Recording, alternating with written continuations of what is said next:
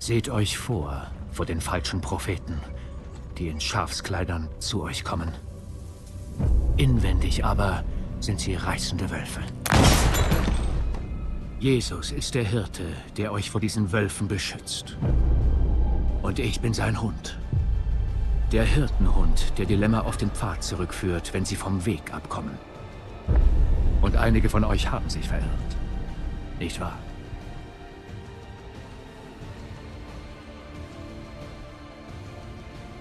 You've experienced some bad luck and scheduling conflicts during pre-production. Is it true that Mia Wasikowska and Robert Pattinson were considered for leading roles at an early stage? More than just an early stage, actually. They were actually going to play it.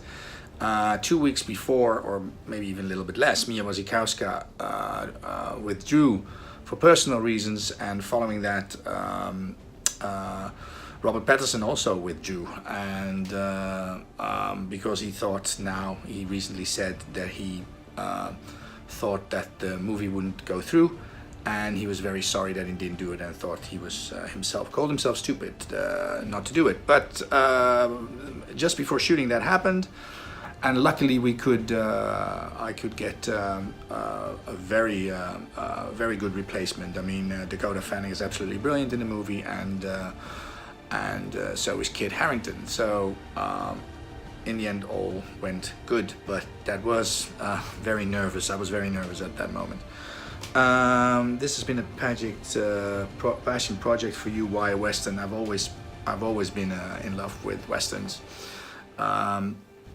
I think it's the most filmic genre there is. I don't think there is a director in the world that wouldn't want to make a Western. Most directors I know, whether it's huge directors also like Martin Scorsese and other people, they've also said that they wanted to make Westerns. I think it's,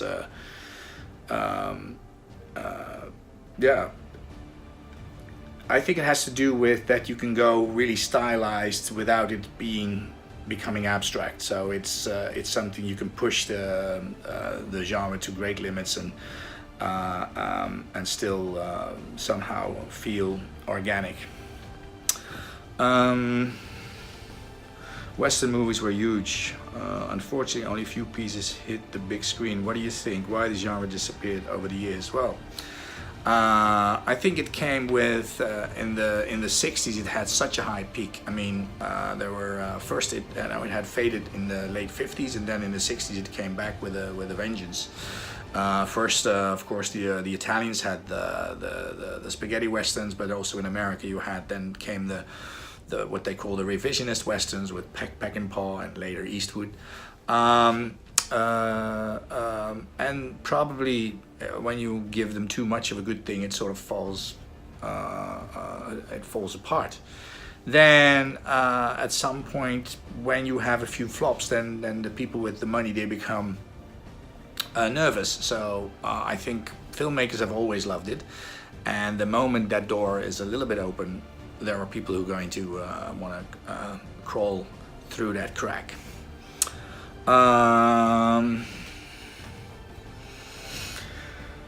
Do you believe big budget westerns like Lilo and Wild Wild West, which felt more like fantasy film, were part of the reason why many people lost interest in western movies? Well, I think that's why they were not, because they were both not big hits.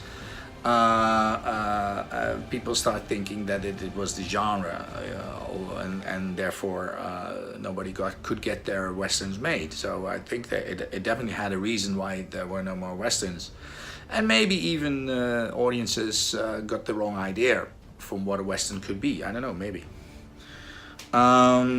Your movie is 148 minutes long, and your protagonist lost her ability to talk. How challenging was to keep Liz relatable and interesting throughout the movie? I think it is harder to get information across because she doesn't talk. But emotionally, I think you actually created an advantage. It is very well known that very often people that don't talk somehow win emotionally a scene over the people that talk a lot. So I don't think there was a problem in terms of getting the audience connected to her. It was just sometimes there were practical things, you know, but yeah, that's why, well, you have to work hard on the script to get across the things you want to get across. Many kids in the movie are forced to become adults at an early stage in their lives. When did you start to feel grown up? That goes in stages. I think when you leave the house is a big point, and I was already, I think it was 19, so that was pretty late in a sense. And then you come from school and you start to work, and that's a phase. But I think the final and the most important one is when you get children. That's when youth ends, and then you become definitely an adult. And that was when I was, by the way, I think it was 39 or 40.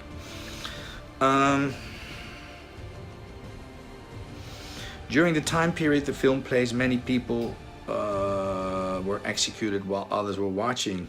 Why do you believe people are curious enough to watch other people getting killed? Well, that's a mixture of a lot of things. I think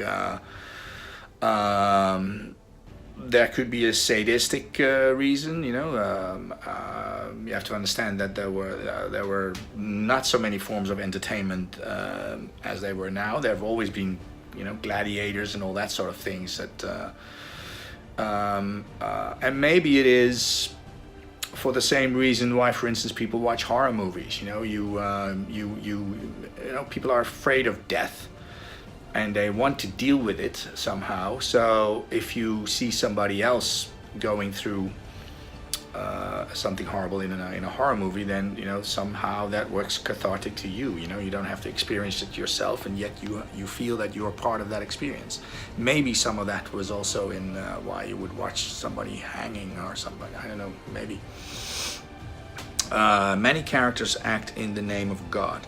Do you think the belief in God can be manipulated people and make them do things they otherwise wouldn't? Or is it only an excuse for people like the Reverend to make use of their inner devil? Now we come to what I think of religion, which is I'm not a person who believes in God, yet I was raised up religious, so